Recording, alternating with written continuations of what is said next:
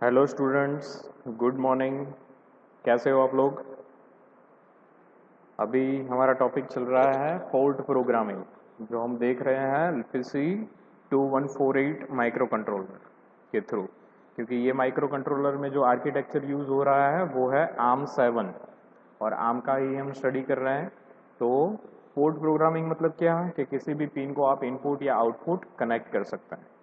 Last lecture में हमने देखा था कि क्या स्ट्रक्चर रहता है ये पोर्ट्स का। दो पोर्ट्स होते हैं, port 0 and port 1।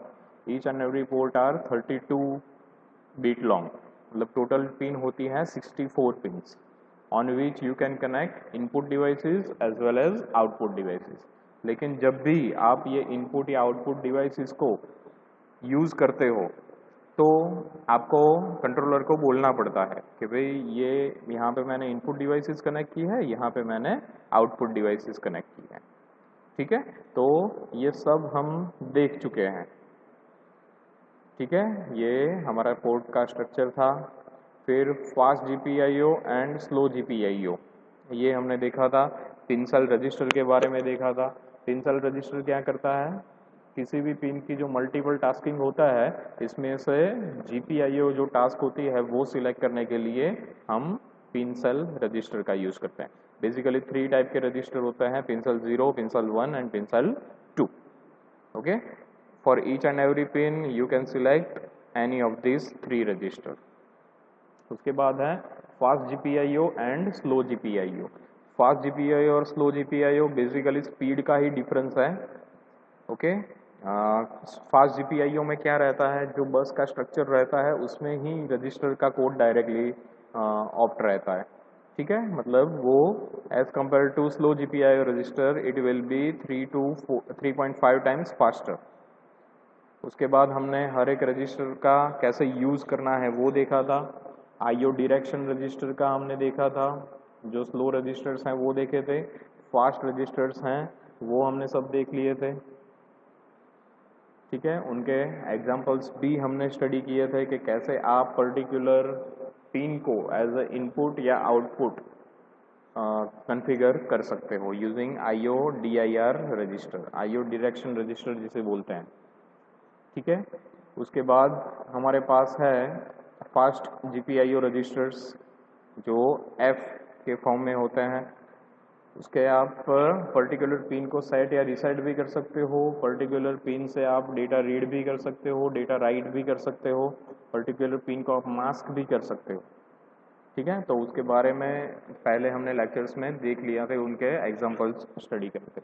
Last lecture में क्या थोड़ा इम्पोर्टेंस ज़्यादा था, क्योंकि वहाँ पे हमने देखा था कि कैसे आप एक्चुअल जो हमारे फिजिकल डिवाइसेस हैं LED और स्विच उनको इंटरफेस करते हो। ठीक है, तो LED एंड स्विच को इंटरफेस करने के बाद स्विच के अकॉर्डिंग जो पोजीशन है उसकी पोजीशन के हिसाब से हमने LED को ऑन और ऑफ किया था। मतलब कि ये एग्जांपल बेसिकली क्यों आपको ज़्यादा इम्पोर्टेंट है, क्योंकि स्विच क्या है, इनपुट डिवाइस है और LED क्या है, आउटपुट डिवाइस है। तो किसी भी इनपुट डिवाइस के स्टेटस के हिसाब से आप आउटपुट डिवाइस को कैसे कंट्रोल करोगे ये यहाँ पे आ जाएगा। मतलब आप कोई सा भी input sensor instead off switch connect कर सकते हो। ओके, और आउटपुट डिवाइसेस जो भी है उसको LED के रिप्लेसमेंट में आप कनेक्ट कर सकते हो। पहला प्रोग्राम हमने सिंपल LED को ऑन ऑफ ब्लिंकिंग करने का देखा था।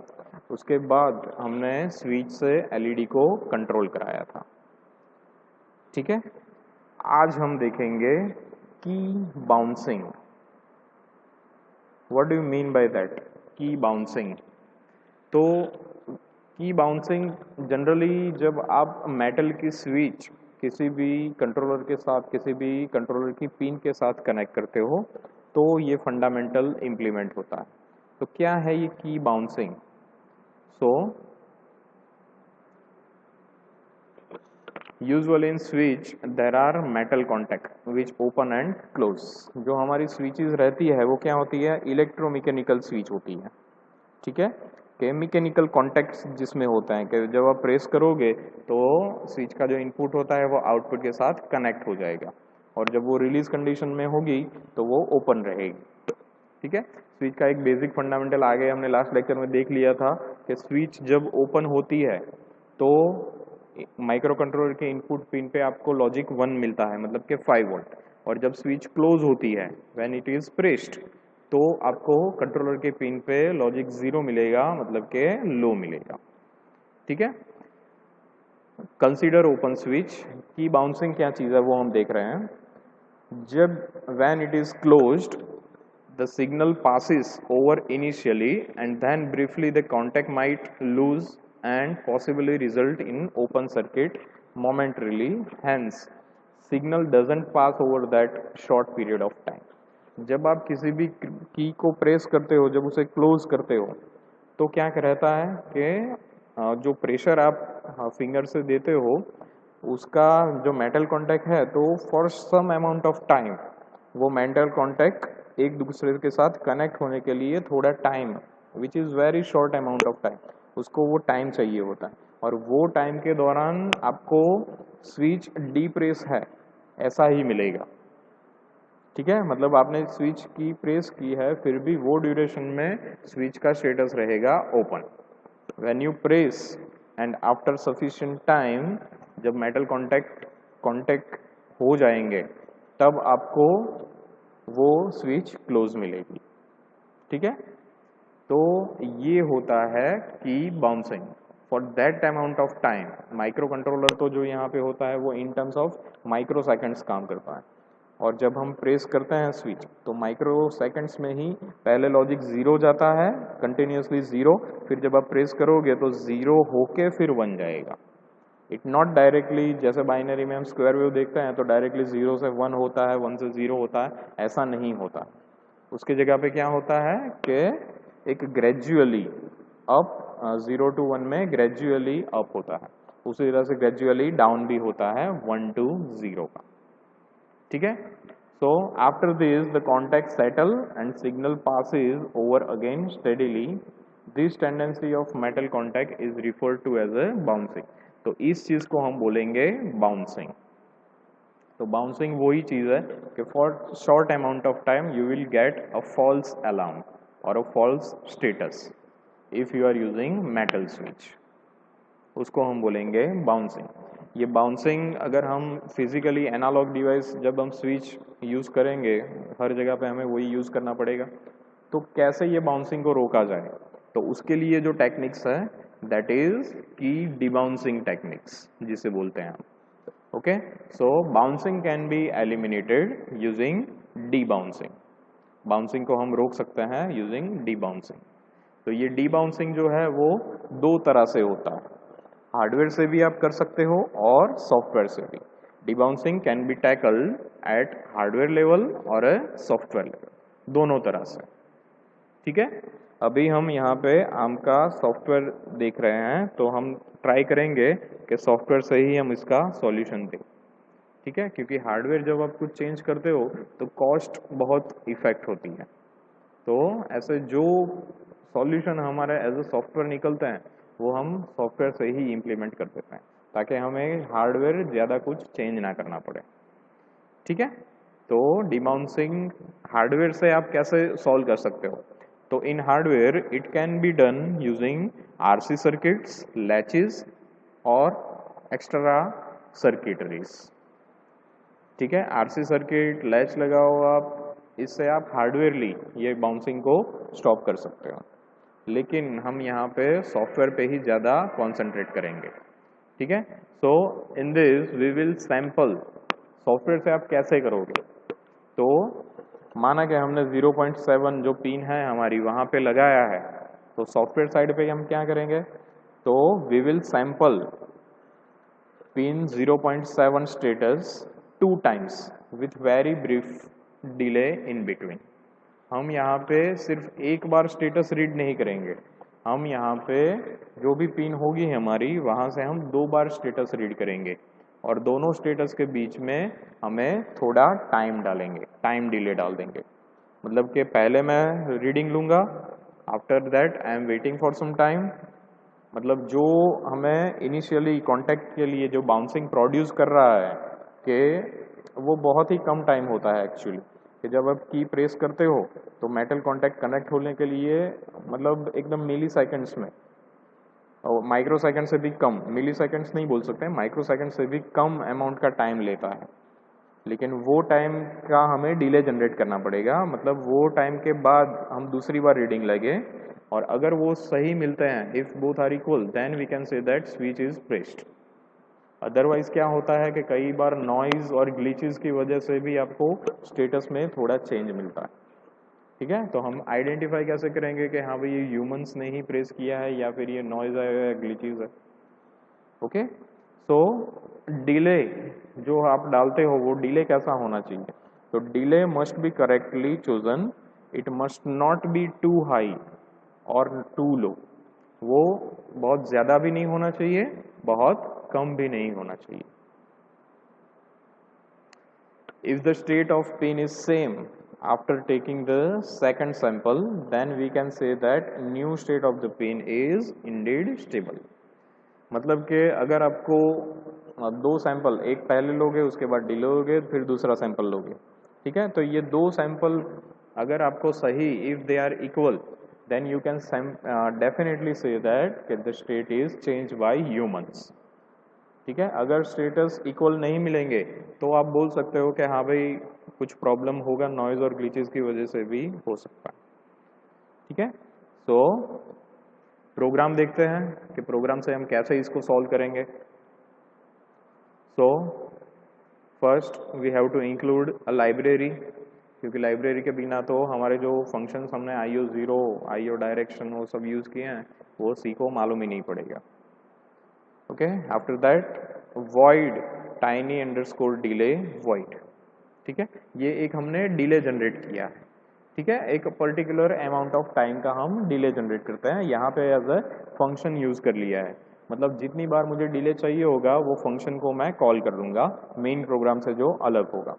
फंक्शन का बेसिक आप जानते ही हो, it is differed from main program, कि जो भी आपको रिपीटेडली टास्क करनी है वो आप एज अ फंक्शन डिराइव कर दोगे, फिर जब आपको वो टास्क परफॉर्म करनी है you can just call that function. Okay, integer main void. ठीक है, मेन प्रोग्राम हमारा स्टार्ट हो रहा है, यहाँ पे हम कुछ वैल्यू रिटर्न कर रहे हैं, इसलिए हमने यहाँ पे डाला है int main। ठीक है, उसके बाद स्पेसिफाई किए हैं जो वेरिएबल्स हमें चाहिए, वो क्या क्या वेरिएबल है, तो pin sample previous and pin sample current, ये दो हम सैंपल लेंगे, एक प्रीवियस सैंपल और एक करंट सैंपल, और दो सैंपल को हम कंपेयर करेंगे। ठीक है, एक फ्लैग नाम का मैंने वेरिएबल लिया है जिसको मैं फर्स्ट टाइम यूज करूंगा, उसका मतलब जितनी बार मैं चेक करते जाऊंगा उसका स्टेटस मैं चेंज करते जाऊंगा। ठीक है, आफ्टर दैट IO0 डायरेक्शन, ये तो आप जानते ही हो कि IO0 डायरेक्शन क्या है। IO0 डायरेक्शन यहाँ पे आपने नॉट गेट लगा दिया है, मतलब जीरो रखा है, मतलब एज अ यहाँ पे इनपुट रखा है आपने, यहाँ पे इनपुट स्विच कनेक्ट की है कहाँ पे, 1/7 मतलब 0.7 नंबर की पिन पे। ठीक है, तो यहाँ पे 0.7 नंबर की पिन को आपने एज अ इनपुट डिराइव किया, और 0.30 पिन है वहाँ पे आपने एज अ आउटपुट कनेक्ट किया। ठीक है, तो ये हो गया 0.70 as a input configuration and 0.30 as a output configuration. ठीक है, ओके, फिर हमने पहला सैंपल लिया। Okay, how can you take sample, sample मतलब रीडिंग, 0.7 नंबर की जो पिन है वहां से हमने सैंपल लिया।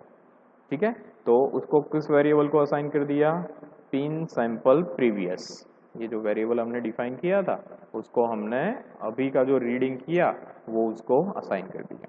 ठीक है, रीडिंग कैसे किया, तो जो पिन है उसका हमने एंडिंग किया 1 के साथ। ठीक है, क्लियर, जो भी पिन का स्टेटस है वो यहाँ पे चला जाएगा, अगर वो 0 है तो 0 जाएगा, 0 विल बी एंड विथ 1, तो यहाँ पे 0 मिलेगा, और अगर 1 है उसका स्टेटस तो 1 विल बी एंड विथ 1, तो यहाँ पे जाएगा 1। Okay, 1 means open and 0 means close, ऐसा हम स्विच के बारे में बोल सकते हैं। While one as you know that कि ये क्या है, इनफाइनाइट लूप है, ठीक है, every time loop will be executed. Okay, फिर से हमने सैंपल लिया, लेकिन इस बार हमने सैंपल को किसको असाइन कर दिया, करंट को, पिन सैंपल करंट को। मतलब ये पहला सैंपल लिया after same amount of time, ये सेम अमाउंट तो नहीं बोल सकते हैं, इनिशियली हमने प्रीवियस को असाइन किया है और पहला सैंपल हमने लिया जिसको हमने बोला पिन सैंपल करंट, ठीक है।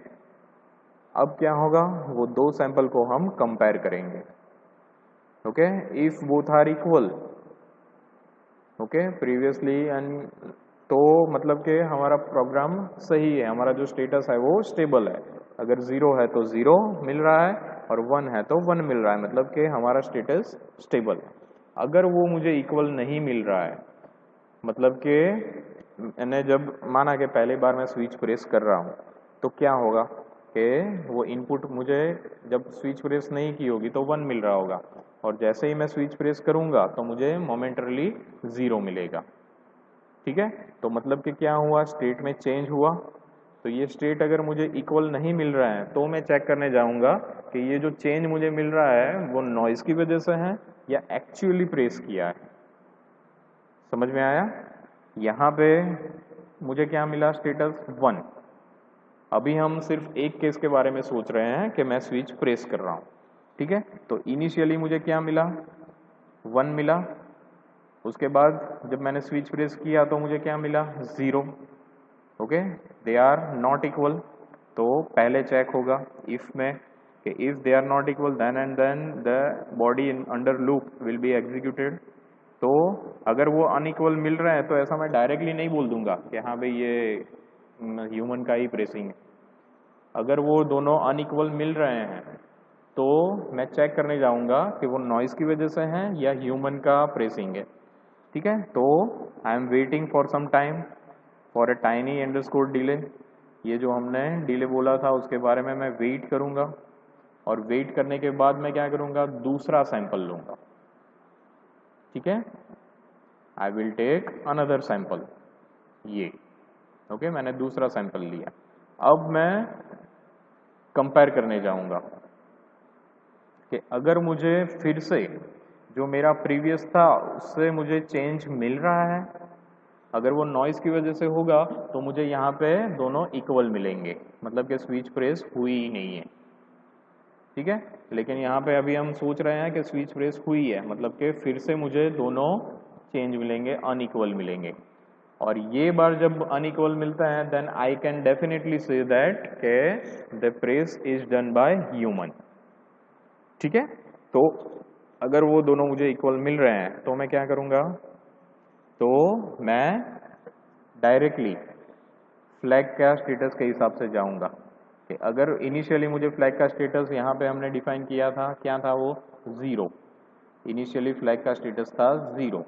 तो यहाँ पे मैंने कल बताया था कि इफ अगर फ्लैग का स्टेटस होता है तो ही अंदर जाता है, ठीक है, otherwise else will be executed. तो एल्स में क्या होगा, वो क्लियर हो जाएगा, ठीक है, और फ्लैग 1 हो जाएगा।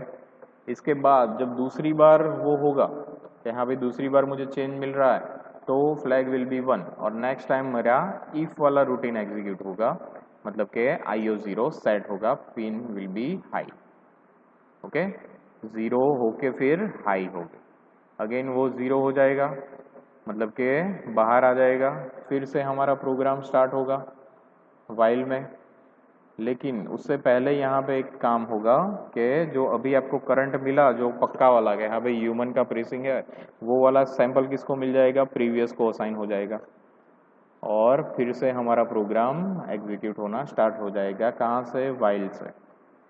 और फिर से वो चेक होगा कि भाई अगर वो इक्वल मिल रहे हैं तो डायरेक्टली वापस आ जाएगा यहाँ पे, pin sample is equal to this one, और डायरेक्टली वाइल पे चला जाएगा अगर दोनों इक्वल मिल रहे हैं तो। अगर अनइक्वल मिल रहे हैं तो ये इफ वाले रूटीन में जाएगा, wait for the delay, again take the sample, again check, तो ये कंटिन्यूसली प्रोसेस इनफाइनाइट लूप में चलती रहेगी और ऐसे आप जान सकते हो कि भाई एक्चुअली ह्यूमन प्रेसिंग है या नॉइस या ग्लिचेस की वजह से है। ठीक है, समझ में आ गया सबको? तो ऐसे आप सॉफ्टवेयर से डिबाउंसिंग कर सकते हो। एक लास्ट प्रोग्राम हम देख लेते हैं, फिर हमारा फोर्थ प्रोग्रामिंग कंप्लीट हो जाएगा। नेक्स्ट लेक्चर से हम टाइमर का प्रोग्रामिंग स्टार्ट करने वाला है। ओके, यहाँ पे क्या करने वाले हैं हम, एलईडीज को कंटिन्यूसली ब्लिंक करने वाले हैं which are connected on port 1। तो अलग तरह से कैसे आप कर सकते हो, तो gpio.h ये भी लाइब्रेरी ऐड करके आप कर सकते हो। उसके इंस्ट्रक्शंस थोड़े अलग होंगे। तो आपको यहाँ पे क्या करना पड़ेगा, पहले एलईडीज को डिफाइन करना पड़ेगा। ठीक है, कि कहाँ पे एलईडी कनेक्ट की है, कहाँ पे स्विचेस कनेक्ट की है। ठीक है, तो ये पिन है 0.7, 0.14, 0.15 यहाँ पे स्विचेस कनेक्ट की है और 1.20, 1.21, 1.22 यहाँ पे एलईडीज कनेक्ट की है। ठीक है, integer main GPIO pin direction, यहाँ पे आप डायरेक्शन सेट कर रहे हो। यहाँ पे GPIO यूज किया है इसलिए थोड़ा अलग है। ठीक है, ऐसा ये भी सही है, आप कर सकते हो ऐसा। तो यहाँ पे जो LED 1, LED 2, LED 3 इसको हम डिफाइन करेंगे एज अ आउटपुट और स्विचेस जहाँ पे कनेक्ट की है उसको हम कनेक्ट करेंगे एज अ इनपुट। ओके, इसके बाद इनफाइनाइट लूप एंड राइट, जो स्विच के हिसाब से जो स्टेटस है वो स्विच 1 के हिसाब से LED 1 को स्टेटस देंगे, स्विच 2 के हिसाब से LED 2 को, स्विच 3 के हिसाब से LED 3। ठीक है, तो ऐसे आप मल्टीपल स्विचेस से मल्टीपल LEDs कनेक्ट कर सकते हो। ठीक है, क्लियर एवरीवन? तो ये हो गया हमारा पोर्ट प्रोग्राम। नेक्स्ट लेक्चर से हम टाइमर को कैसे सेट रीसेट करेंगे वो देखेंगे। ठीक है, thank you for this lecture, thank you.